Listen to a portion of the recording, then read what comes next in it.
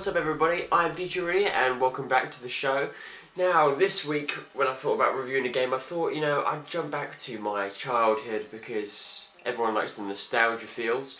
So I thought, PlayStation 1 is the console I grew up with, and when I was growing up, I used to watch my older brother play PlayStation games all the time. He used to play some scary shit or like what you consider like, action team games, because I was only about 6 or 7 or 8 when I was watching him. So when I asked my mum, I want to play PlayStation, Mum, she was like, you can't play that, you could be scared. And I was like, okay, cool.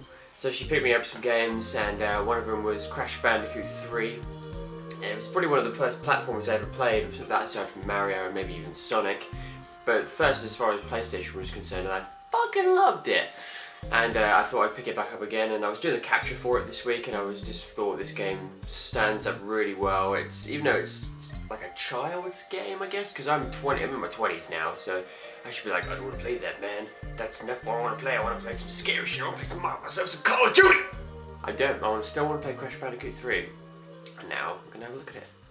I love how the Crash Bandicoot games work. They all just basically lead into each other. And here we're greeted with the end of Crash Bandicoot 2. You take down Cortex's little satellite, comes crashing down, and in one direction, Evil within comes out of nowhere, and he is now bent on getting these crystals. Cortex is feeling a bit sorry for himself. Aku's like, come on man, we gotta fuck shit up. They're off and go, who you gonna call? That's the beginning of the game. Nice little snappy introduction straight into the game, no fucking about. Then you come here, you're in basically the Time Warp room, which is essentially a set of 5 different areas with 5 different levels in each, so 25. So it's not the longest of games. You could probably smash the whole game out in, I'd say, a couple of hours if you were dedicated on doing a little speed run. Not that you'd want to do that, of course, because you should take as much time in these areas as physically possible, because they are so varied. There are so many different types of levels, so many different ways of doing each level, that this game has such good replayability. Not only from previous crashes have you got to pick up the crystal, but there's also boxes to collect, which gives you more crystals. There's time trials to do. It's like Naughty Dog have taken every single thing they learned and put it all into one game. They've taken all their knowledge and all their experience from Crash Bandicoot 1 and 2 and chucked it into this and made it better in every single way. Even stuff down to the level design is amazing, because you can go from your standard Crash Bandicoot running away sequences like this one, and then you can suddenly smoothly, seamlessly go into a side scroller. How brilliant is that? And then after this it goes seamlessly back into your standard running away from the camera Crash Bandicoot angle, which I really love. The level design is brilliant, and like I said, they play with each time period so well, and obviously the bonus stages are back, which they're brilliant as well. Now, if you've never actually played Crash before, which I wouldn't know why you haven't, because these games are sweet, the bonus stages are basically areas in which you can go into and some more Wumpa Fruit and even some extra lives, which is brilliant. Obviously, if you then pick up 100 Wumpa Fruit, then you get an extra life as well. And in some places, you are definitely going to need to have a lot of lives, because there are some weird difficulty spikes at various points within this game, which obviously adds to the whole appeal of the whole game, because you wouldn't want to play a game that was completely easy all the way through from start to finish. So Crash does it in a brilliant way, where sometimes it gives you an easy ride and sometimes it makes you think a little. And at the end of each 5 rounds, then you're greeted and you have to do a boss. And once you've done them bosses, I'm not going to give any spoilers away on any of them because they're all brilliant in my mind, you get a new supercharged pickup, which is also amazingly brilliant, because it sort of makes you think even more outside the box and gives even more replayability, because there might be an area which you think, I can't actually get up there, but then you do a boss and you pick up the double jump, which causes you to want to go back and open more stuff up and get more crystals and have even more of a better time with it. So the more you play the game, the more you're rewarded for your hard work and all the platforming with stuff like that. I really like it. It keeps it really, really fresh.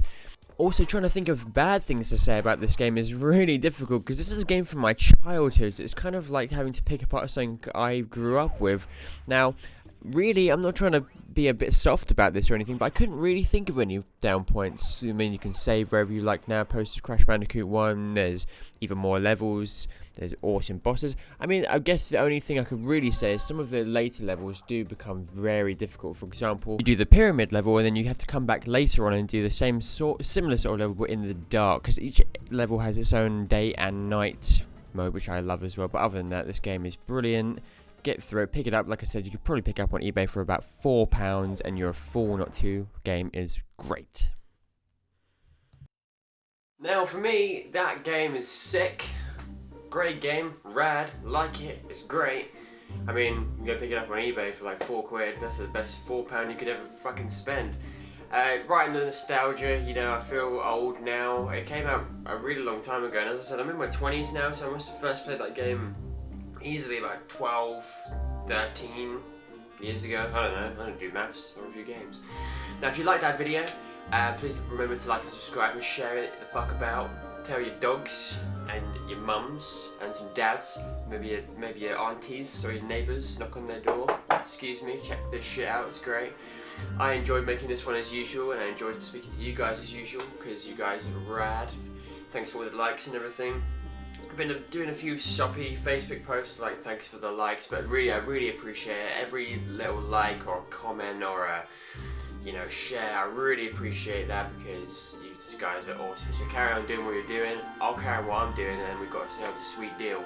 Anyway, like and subscribe if you enjoyed it, and I will see you guys next week. Later.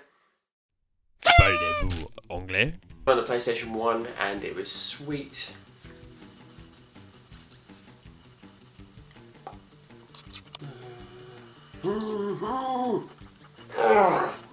Basically, fuck this game. Basically, it came out a really long time ago. Maybe I was like 12. What am I doing? Talking to the phone. So basically, love this game. I think it's